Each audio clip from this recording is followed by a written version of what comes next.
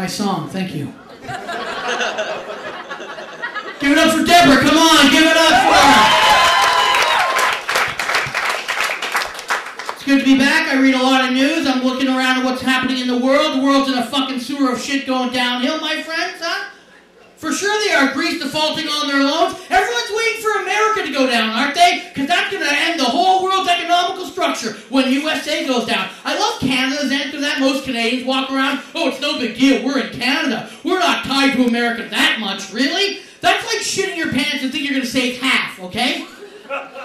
It ain't going to happen. When fucking America goes down, we go down. Does anyone know who owns most of America's debt? Anyone? Just yell it out. China, that's right. We're looking real good tied to a third world economy. And I know the exact moment China's going to call in their debt and fuck over the world. Some Chinese guy's going to come to a comedy club, sit down, and some hack comic's going to go on stage and make fun of the way they drive. Then that guy's going to stand up, buy that club, and fire that motherfucker. And everybody's going to work for China. And they're very smart and ironic. The first three things we're going to have to make: Mardi Gras beads, Mickey Mouse t-shirts, and Nikes. Who's got the small cock now, America? Think about it. We've been making fun of Asian culture for 50 years. There's going to be a payback. Yes, there is. He's going to be, oh, it's been a half an hour. Looks like combo number 3's horny again, America. Bend over. Me going to fuck you long time. Now, I tried to do that joke in Ottawa, our nation's capital. Yeah, smart town. Owner of the club went, hey, don't do that joke. There's Asians in the crowd. Don't do that joke. First of all, that joke is pro-Asia, okay? They get the fuck America in that joke. I can't make that joke any more pro-Asian unless Hello Kitties were shooting out of its ass. Yeah, let's not do jokes in front of them. Let's do it behind their backs. Yeah, that's how we should do it. That's how fucking Hitler started. We've had a terrible winter, haven't we, in terms of weather? It's all fucked up. They think another boatload of Tamil refugees will hit Vancouver by April. That fucked up our country. Divide us in half. Half should want them to stay, half wanted them to go. I think they should stay. And I'll tell you why. We need immigration. We do as Canadians. We're not fucking enough. Whitey is not fucking enough, okay? Whitey is fucking 1.7 kids. That's it. And if you looked around, there's a lot of 0.7 kids running around out there. The average immigrant, 4.2 children. We need 2.5 or more to keep moving forward, so there's someone around to change my diaper when I fucking get there. That's not racism, that's fucking mathematics, my friends. And here's the thing, if they want to stay, I think there should be a test. If the Tamil refugees want to stay in Canada, there's a test. For the first year, they're only allowed to watch Canadian television. That's it. And if they can get through season 1 of Little Mosque on the Prairie without putting a gun down their throat, they get to stay. If they can watch the Rita McNeil Christmas special without throwing up on themselves, their family gets to join them. But they start in Winnipeg. Why? They want to go home, they got to take a train to the coast to get on that fucking boat. And that joke was sponsored by Via Rail, motherfuckers. Any Justin Bieber fans in the crowd? Huh? Yeah? I know Justin Bieber's music's not for us. It's for 13-year-old girls to masturbate to. I know that. Oh, am I wrong? Fuck you. Am I wrong? No. Baby, baby, ding. Baby, baby, ding. Mommy, mommy, I got my period. No, honey, that's clear.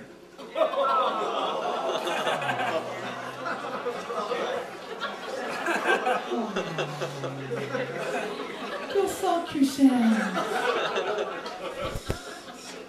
My favorite part about the Justin Bieber story, the movie last year, Never Say Never. Ooh, that's fucking advice I need from a 16-year-old kid.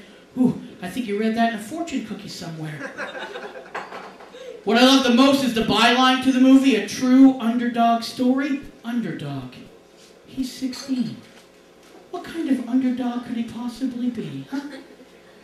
Years of finger painting class gone unnoticed? Buckets of glue eaten for no glory? Then he had to rap his way to the mean streets of Stratford, Ontario. What an underdog. I guess I'm just an old fat fuck.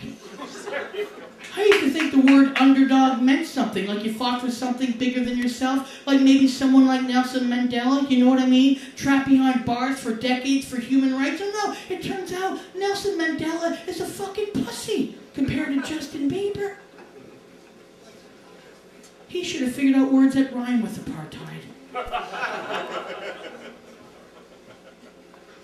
Your hate makes me stronger.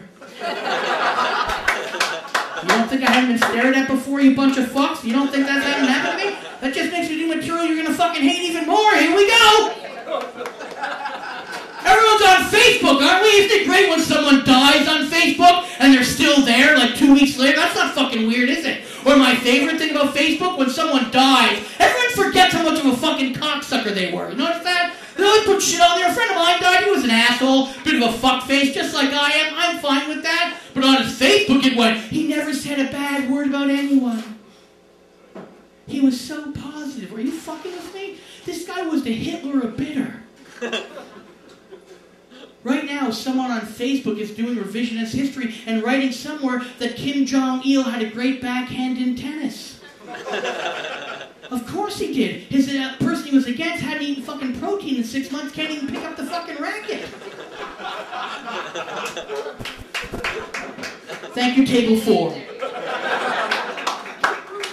When I die, I don't want bullshit. Call me a cunt. I don't care. And I don't want tears at my funeral. I want a fucking party. Something I never did in my life. I want fucking hookers, blow, drugs, everything. Things I didn't do in my life. I want a guy to pop out of a cake and fuck my wife right for the first time.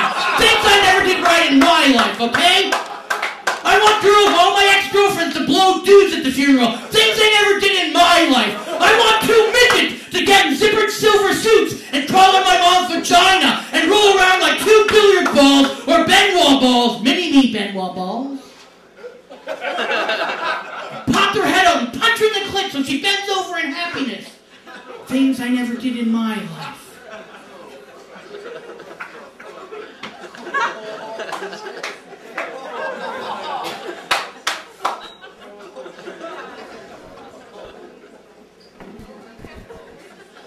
You want happy jokes? Here we go. My local KFC ran out of chicken. How the fuck do you run out of the one thing you sell?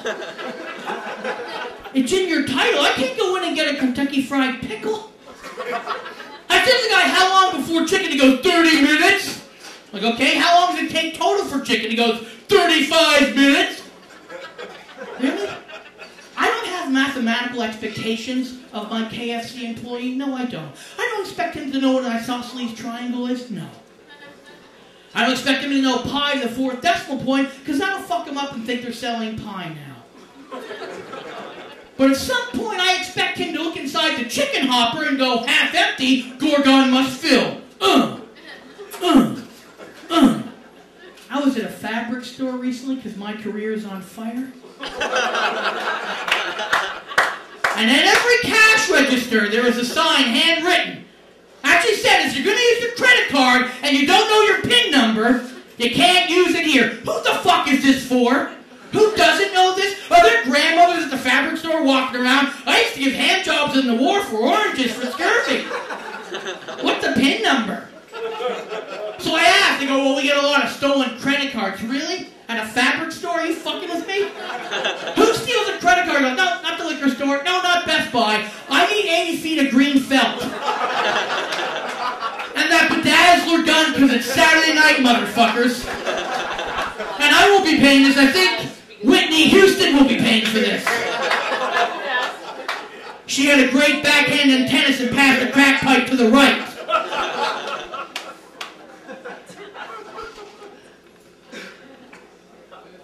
I'm somebody's dad. Yeah. I have 3 kids, fuckfaces. 3. I think you picked the best name for boy number 3, Soul Destroyer. The 3rd. I never thought about owning a wood chipper till baby number 3 came along. Oh, how can you say that? Those showers of love and joy. Yeah, that's a non-parent answer, motherfuckers. Every parent has thought about owning a wood chipper from time to time. I'm the only one who admits it. And I know the exact moment it happens. At month 19, the baby doesn't want to sleep in the crib anymore. No, it wants to sleep with mommy and daddy. And he doesn't sleep vertically with you, no. He sleeps horizontally with you, yes. So at some point, you're forced to the edge of the bed in a giant H for the night. And he will roll up to the top of the bed so his feet are eventually at your neck. And you will get kicked in the throat awake. Have you ever been kicked in the throat awake, my friends? It's fucking terrifying. Have you ever? No, of course, because you don't sleep in fucking alleyways. When you get kicked in the neck, you want to punch fuck whatever just kicked you in the throat. And my son was awake when he did it. How do I know? Because I opened my eyes, his eyes were open, he nodded at me, and then he fucking kicked me in the throat. It was like some kind of bizarre revenge, like, this for every time your cock hit me in the womb. Now you have a birthmark, fuckface.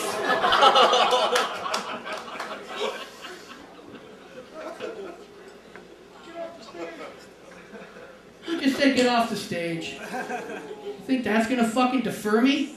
You fucking kidding me? I'll do 45 minutes of fucking rape jokes to make you cry, alright? Yeah! Nothing that I've said has been wrong here tonight. Go fuck yourself. Put that on the internet, motherfuckers. I'm not funny.